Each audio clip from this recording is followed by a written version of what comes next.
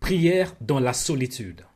Suivez cet instant de prière qui va vous transformer, qui va vous délivrer, qui va vous libérer, qui va vous édifier. Suivez ces moments forts dans la prière. À tout à l'heure. Jésus, des riches qu'il était, il s'est fait pauvre, afin que par sa pauvreté, nous puissions nous enrichir. Seigneur, déverse ta puissance, Seigneur, déverse ta grâce, Seigneur, dans cette nouvelle journée. Que ton règne vienne pour dominer sur des pensées démoniaques que Satan de la victoire. Au nom de Jésus. Et de ton peuple, Père, de croire au toi. Il faut que nous soyons préparés. Commencez à prier du Seigneur dans cette nouvelle journée. Prépare-moi la rencontre de ton Fils.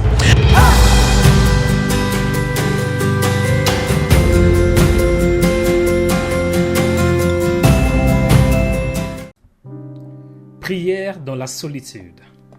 Père, je te dis merci parce que tu es Dieu.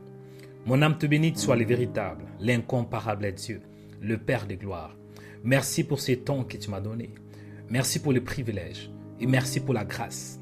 Seigneur, en fait, même dans la solitude, tu es avec moi. La Bible me dit, comme j'étais avec Moïse, je serai aussi avec toi. Je ne te délaisserai point et je ne t'abandonnerai point. Seigneur, ça arrive parfois, tant qu'un enfant de Dieu, tant que ton fils, que je me sens seul. Ça arrive parfois que j'ai l'impression, comme si tu n'es pas avec moi. Ça arrive parfois que j'ai l'impression que les gens m'abandonnent. Ça arrive parfois que je me sens seul.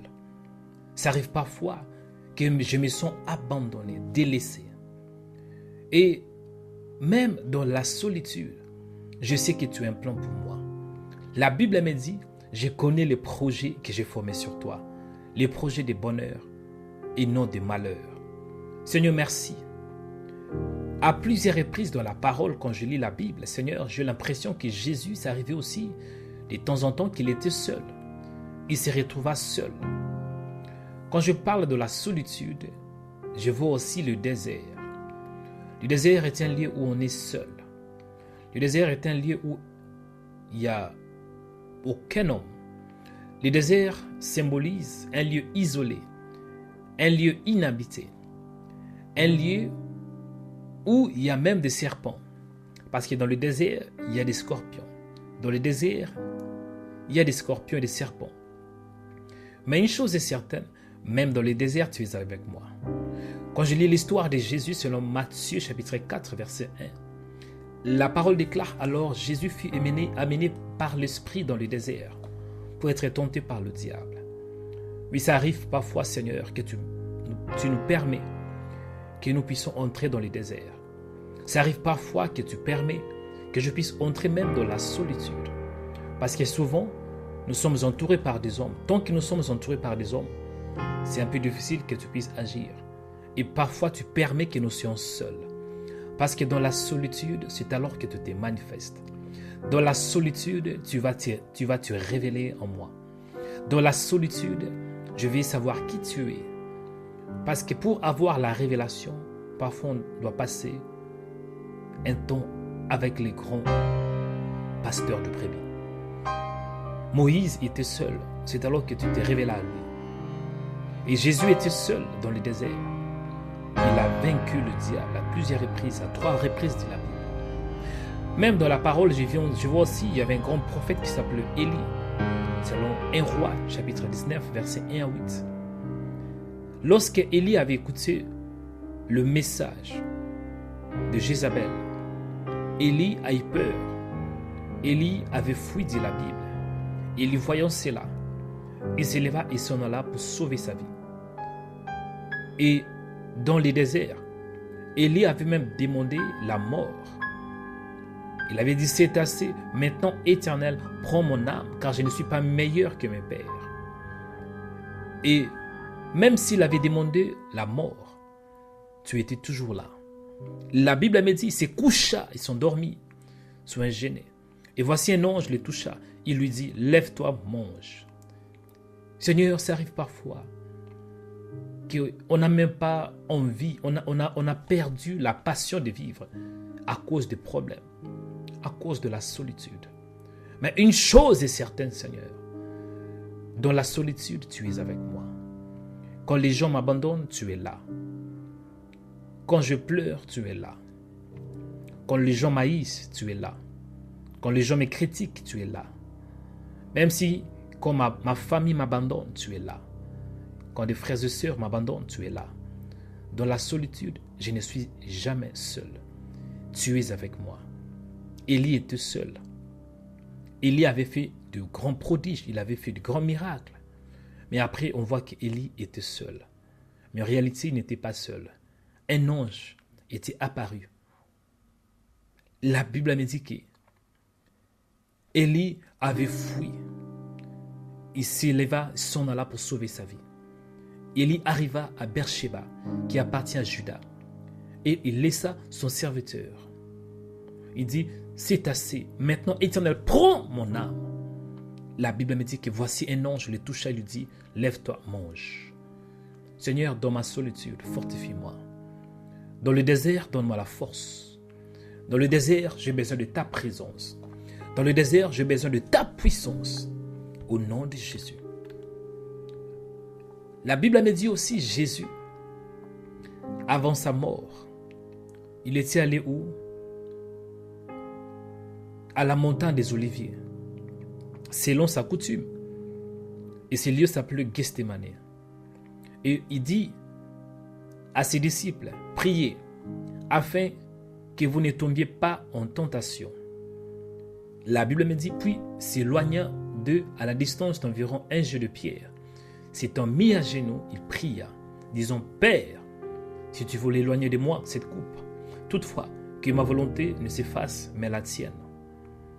Il avait prié, parce que ses disciples étaient affaiblis. Ses disciples s'est donné à dormir. Jésus se sentait abandonné. Et à part ça, il voyait qu'il va mourir dans quelques heures. L'humiliation. Il était dans l'amertume. Mais la Bible me dit, alors un ange lui apparut au du ciel pour le fortifier. Seigneur, dans ma solitude, fortifie-moi. Quand je me sens seul, soutiens-moi. Dans ma faiblesse, fortifie mon âme. Quand je me sens comme si les gens m'abandonnent, ceux qui sont censés à m'aider ne sont plus là. Seigneur, soutiens-moi. Fortifie-moi, Seigneur. Au nom de Jésus. Seigneur, une chose que j'ai compris, parfois tu permets que je sois seul. La Bible me dit dans Romains chapitre 8, verset 28, nous savons du reste que toute chose concourt au bien de ceux qui aiment Dieu, de ceux qui sont appelés selon son dessein. Seigneur, merci, parce que toute chose concourt à mon bien. Même la solitude concourt à mon bien. La dépression concourt à mon bien. Quand les gens m'haïssent, oui, ces choses concourent à mon bien. Quand je suis délaissé, ces choses concourent à mon bien. J'ai compris une chose, Seigneur. Parfois, tu permets que je sois humilié pour être élevé. La Bible me dit que l'humilité précède la gloire. Parfois, tu permets que les gens m'humilient, que les gens me critiquent, pour que tu puisses déverser ta gloire. Seigneur, même dans ma solitude, fais-moi voir ta gloire. Au nom de Jésus. Oui, la solitude peut aussi être une épreuve. La solitude peut être une expérience que tu permets. Parce que l'épreuve vient de toi. Tu permets parfois qu'étant ton fils, que je puisse passer à l'épreuve. Mais dans l'épreuve, aidez-moi d'être constant dans la foi, de garder la foi. Jacques 1, chapitre 2, la parole déclare, mes frères, regardez comme un sujet de joie complète les diverses épreuves auxquelles vous pouvez être exposés, sachant que l'épreuve de votre foi produit la patience.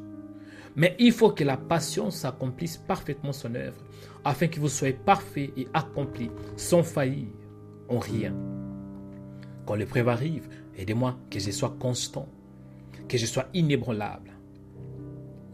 En fait, quand la solitude arrive, au lieu de pleurer, permets-moi, Père, donnez-moi la force de me réjouir.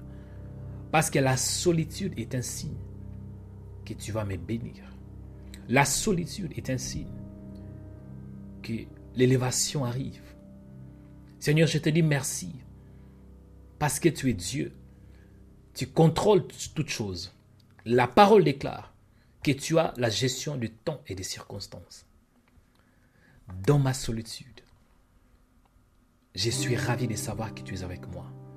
Dans ma solitude, je vois la lumière. Dans ma solitude, je vois la gloire. Dans la solitude, je vois l'élévation. Dans la solitude, je vois la gloire de Dieu. Dans la solitude, je vois la force. Dans la solitude, je vois ta puissance.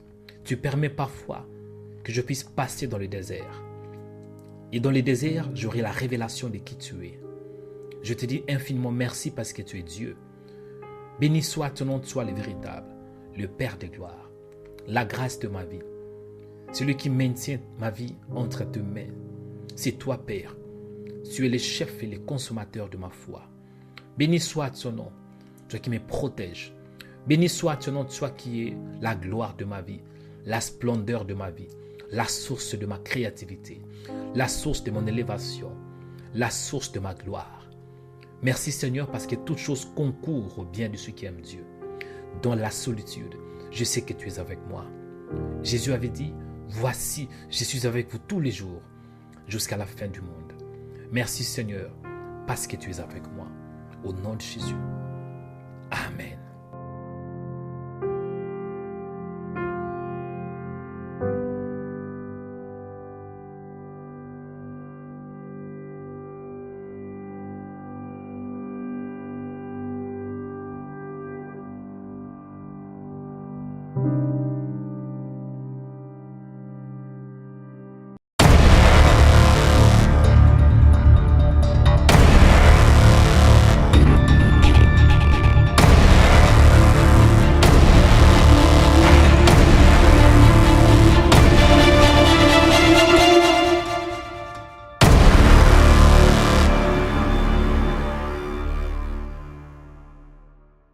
Abonnez-vous en cliquant sur la cloche pour être abonné sur notre page YouTube Rema Web. Pour vous abonner sur notre page YouTube, vous devez chercher Rema Web. Après, cliquez sur le logo de Rema Web et cliquez sur s'abonner. Ensuite, cliquez sur la cloche et prenez toutes pour recevoir toutes nos informations et notifications. Rema Web, votre chaîne de prière qui est disponible 24h sur 24 sur YouTube. Cliquez sur la cloche pour vous abonner.